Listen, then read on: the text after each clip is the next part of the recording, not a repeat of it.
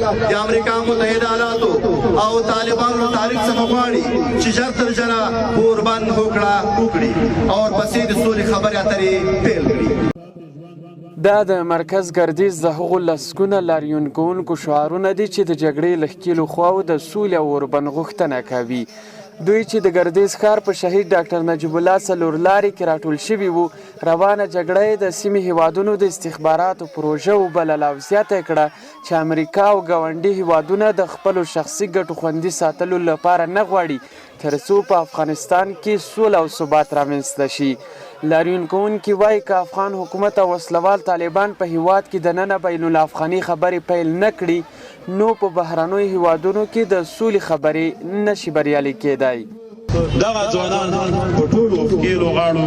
غږ کوو چې نوره د خدای په خاطر سولې ته غاړه کېږدي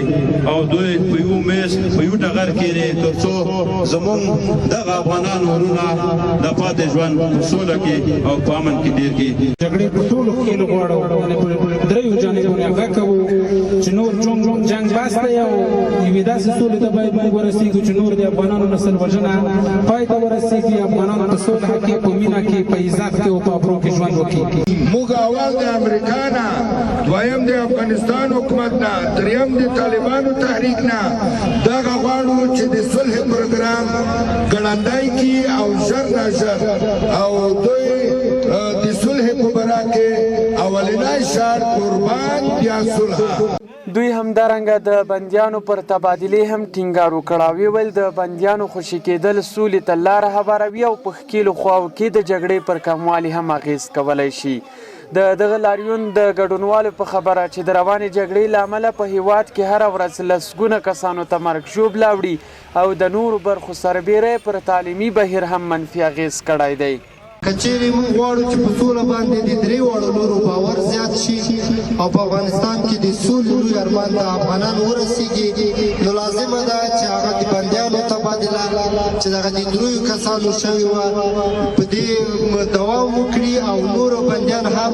دواړه لوري تبادله کړي او هم په ښه نیت باندې هم طالبان او هم حکومت بندیان خوشي کړي تر څو د صلحې لپاره زمینه سازي وشي. ځای کې جګړې روانې دي نو زمونږ په دې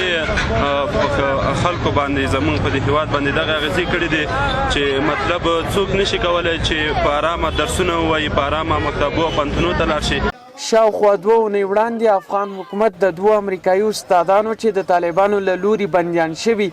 د خوشي کېدو په بدل کې د طالبانو د 3 غړو چې پکې انس حقاني هم شامل و د خلاصېدو حکم ورکړ، خو د ځینو ستونزو له امله دغه تبادله وځنډېدله. حبیب الله سراب، میلمه راډیو، پکتیا.